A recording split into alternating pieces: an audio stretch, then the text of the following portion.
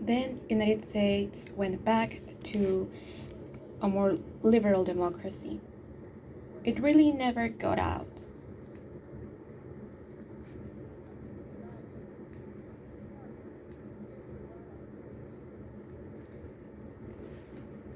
However, in Sweden, this case was different. The worker classes had more participation in politics. For example, the Social Democrats got a lot of power in politics.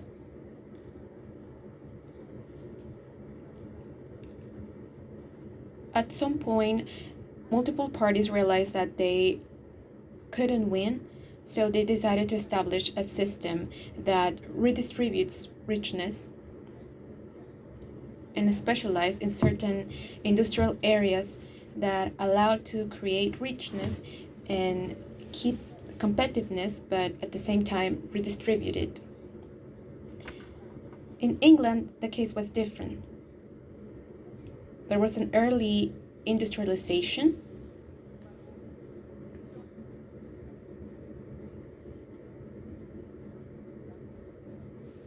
However, because of certain conflicts after the Second World War, England moves to be a social democracy. Not as Sweden, but they started to have strong institutions that promoted equality.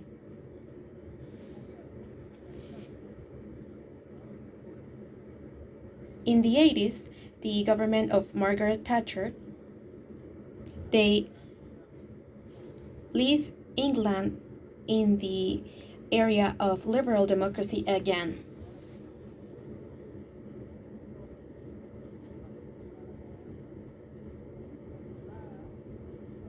In this model, there are few regulations of the government. But what happened in those cases?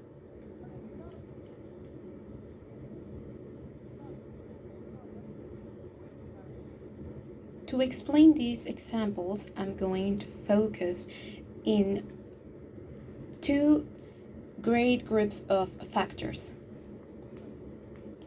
And again, I'm simplifying, but this is what we do in comparative politics, in many cases. What happened in Sweden?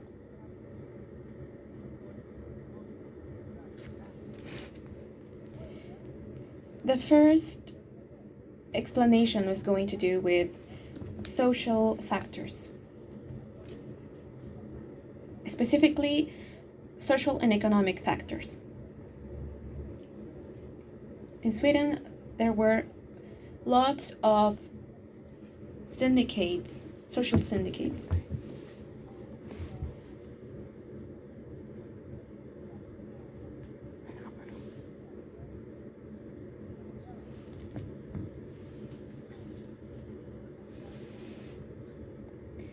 In the case of Sweden, there was a late industrialization. So, in a society with a lot of worker groups related to the same group of syndicates, they had a great opportunity to organize themselves. That's the reason why they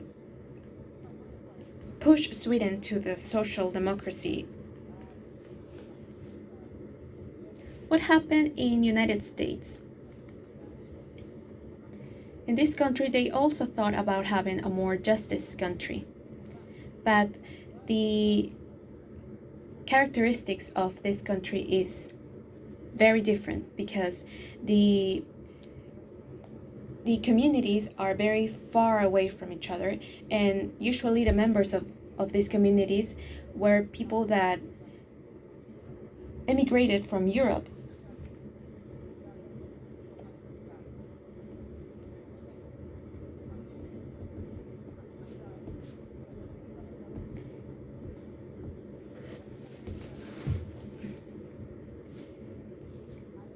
therefore, they, despite the syndicates that they formed, they weren't as organized as in Sweden.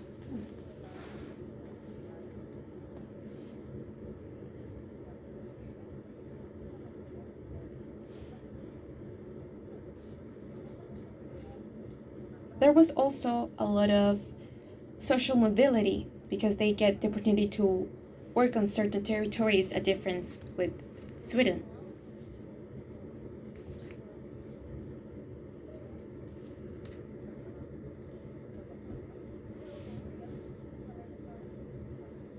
There were some social ideas at some point in time, but in the government of Reagan, they went back to the liberal democracy.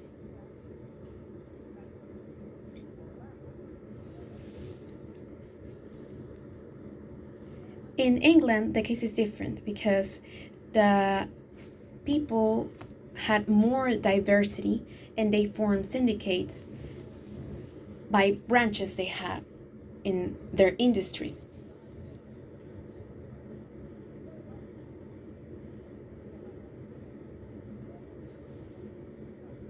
Every branch was very different, so it was difficult to organize all of them. In England, there was never strong organized syndicates to bring England to the spectrum of social democracy.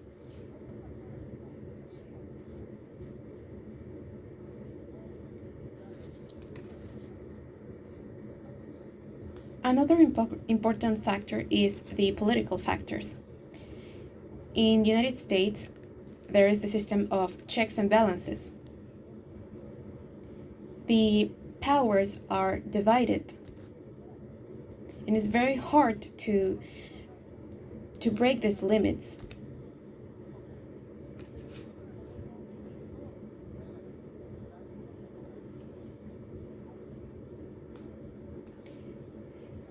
The state has limits in the United States, so therefore change it is much more complicated. But in Sweden, this is not the case. The workers get to have their representatives at the political level, especially in the parliament. So it was easier to change some politics. That is why it was very difficult to transform this idea of social democracy. In England, there's a parliamentary system. There's no president.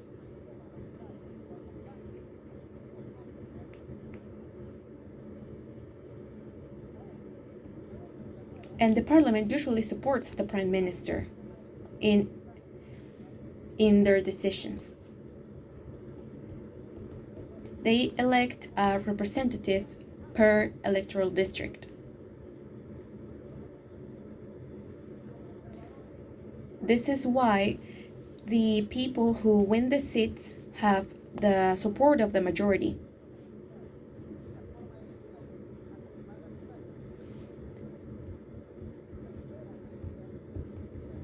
These characteristics are the reason why Margaret Thatcher had the power to implement a lot of her reforms during her government.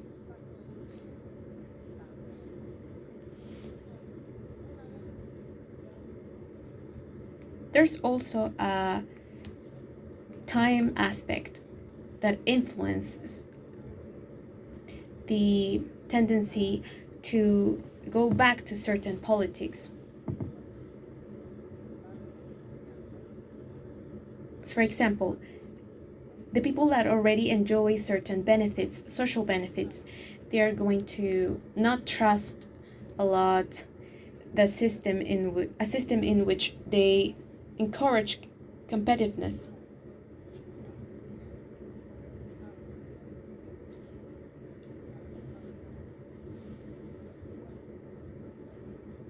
By contrary, in the United States, people tend to prefer the liberal democracy, because they are accustomed to that. In the United States, there's a culture of not trusting the government.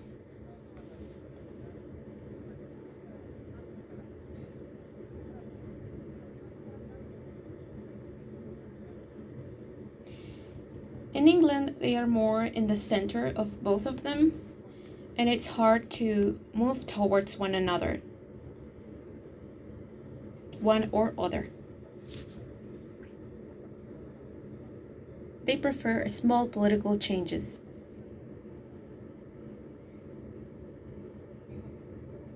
This was just an example of what is comparative politics. These examples allow us to understand how the models of democracy work in nations. As we've seen, some countries can be liberal democracies and other social democracies, and other can be more in the middle.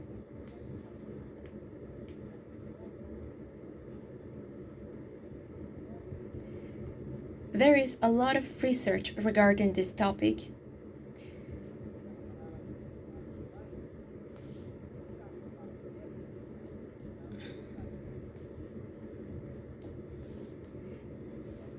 Comparative politics seeks to produce theories to explain these contrasts in cases.